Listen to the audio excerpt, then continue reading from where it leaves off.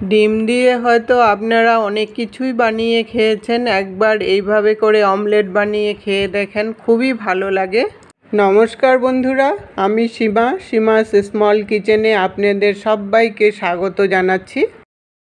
এই অমলেটটা ছোটোর থেকে বড় সবাই কিন্তু খুব পছন্দ করবে, আর রেসিপিটি কিন্তু খুবই হেলদি একটা রেসিপি।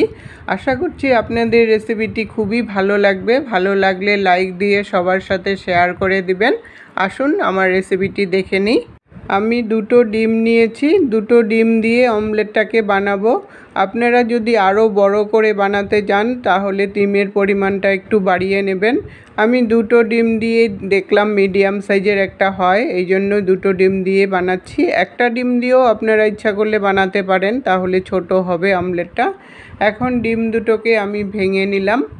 ডিম দুটোকে ভেঙে নিয়ে স্বাদ অনুসারে নুন দিয়ে দিলাম, তারপর 2 চামচ চিনি দিয়ে দিলাম। মিষ্টিটা অবশ্য আপনাদের টেস্ট অনুসারে দিবেন। আপনারা যদি মিষ্টি বেশি খেতে চান তাহলে মিষ্টি দিতে পারেন বেশি করে, আর যদি মিষ্টি একদমই না খেতে চান তাহলে নোনতাও বানাতে পারেন। এটা নোনতা মিষ্টি এই টাইপের একটু হবে। খুব ভালো করে এখন ফেটিয়ে নিতে লাগবে যতক্ষণ না চিনিটা গলে যায়।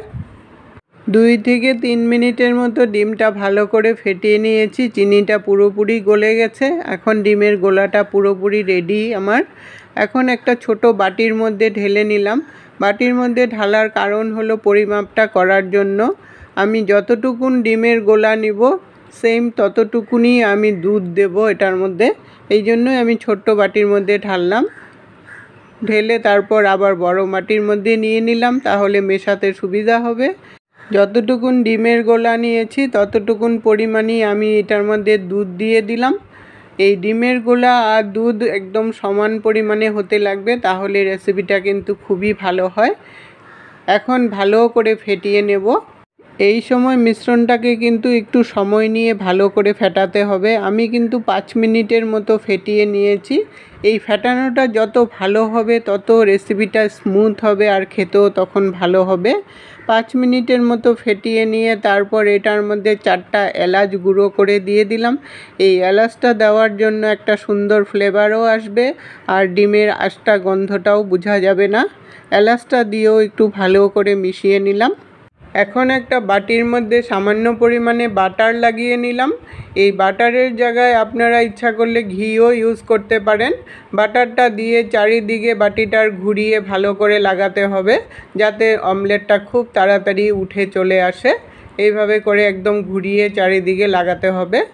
বাটারটা লাগিয়ে তারপর ডিম আর দুধের গোলাটাকে দিয়ে দিলাম। এই জন্যই বাটিটা একটু বড় নিতে হবে, যাতে উপরে একটু ফাঁক থাকে। একদম ভর্তি বাটি দিলে এটা রেসিপিটা বানানোর সময় ফুলে উঠে পরে ভর্তি হয়ে পড়ে যাবে, এই জন্য একটু ফাঁক রাখতে হবে। এখন আমি কড়াই বসিয়েছি। কড়াই বসিয়ে সামান্য পরিমাণে জল দিয়ে দিলাম, আধা গ্লাসের মতো। তারপর একটা ঢাকনা দিয়ে দিলাম। আপনারা ইচ্ছা করলে স্ট্যান্ডেও বসাতে পারেন। ঢাকনাটা দিয়ে তারপর বাটিটাকে দিয়ে দিলাম। বাটিটা দিয়ে এখন 15 থেকে 20 মিনিটের মতো আমি বয়েল করব। মাঝে আপনাদেরকে দেখাবো কীরকম করে ফুলে উঠছে। 15 মিনিট পর দেখুন অমলেটটা কি সুন্দর বাটির মধ্যে ফুলে উঠেছে, একদম ভর্তি হয়ে যাচ্ছে। এই জন্য একটু কম করে দিলে এই ভর্তিটা তাহলে একদম ফিল আপ হয়ে যায়।